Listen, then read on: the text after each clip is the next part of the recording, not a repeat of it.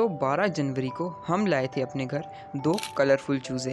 इन colourful चूज़ों को लाने का रीज़न ये था क्योंकि हमारी मुर्गी को अपने अंडों पर बैठे हुए 30 दिन से ज़्यादा हो चुका था, बट अनफॉर्चुनेटली इसके अंडे सारे ख़राब हो गए थे। मगर ये 30 दिन जिस उम्मीद में बैठी थी कि इन अंडों से चूज़े निकलेंगे, तो उस उम्मीद को ना तोड़ते हुए हमने फ़ैसला किया कि हम इसके साथ वो चूज़े लाकर छोड़ेंगे जिन्होंने कभी अपनी माँ देखी ही नहीं।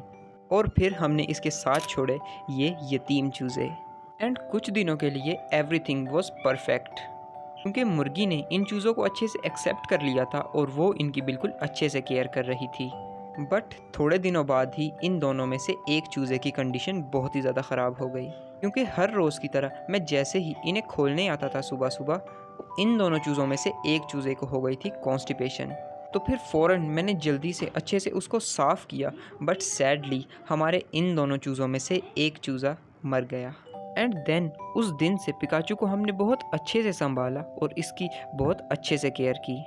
And after some months Pikachu फिर से काफ़ी ज़्यादा बीमार हो गया था। एंड इस टाइम इसकी कंडीशन बहुत ही ज़्यादा सीरियस हो गई थी क्योंकि इसके मुंह में म्यूकस बनना स्टार्ट हो गया था, जिसकी वजह से इसने बिल्कुल खाना पीना छोड़ दिया था। और फिर हमने इसकी अच्छे से हैंड फीडिंग स्टार्ट कर दी और हम इसे 3 टाइम बिल्कुल अच्छे से हैंड फीडिंग कराते थे, और साथ ही साथ इसकी अच्छे से मेडिकेशन के बाद ये कुछ ही दिनों में रिकवर हो गया था।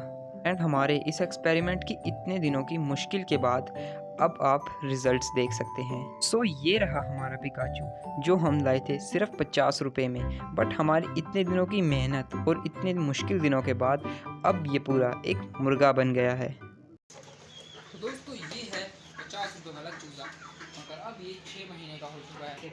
जब ये बिल्कुल 1 महीने का था तभी से लेकर आए थे और इसे मिलाकर छोड़कर इसको मुर्गी के साथ कि देखते हैं ये बड़ा कर पाती है नहीं। मगर अब आप इसे खुद ही देख सकते हैं कि 6 महीने का एक 50 रुपये वाला चूज़ा।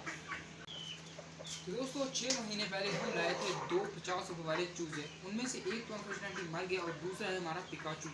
हमने उन दोनों चूज़ों को लाकर छोड़ा था अपनी मुर्गी के नीचे कि शायद हमारी मुर्गी उन्हें बड़ा कर ले, मगर एक उसमें से मर गया, मगर दूसरे को मुर्गी ने बिल्कुल अच्छी तरह से केयर की और वो आपके सामने है कितना बड़ा हो चुका है। तो दोस्तों अगर आपको हमारा एक्सपेरिमेंट अच्छा लगा तो हमें थोड़ा लाजमी बताना, और आपको मैं ये भी बताना कि आपको इस तरह के एक्सपेरिमेंट्स में वो क्या क्या चीज़ें देखें। जैसे हमने मुर्गी की टर्की के अंडे रखे थे, चकोर के रखे थे, बटेर के रखे थे,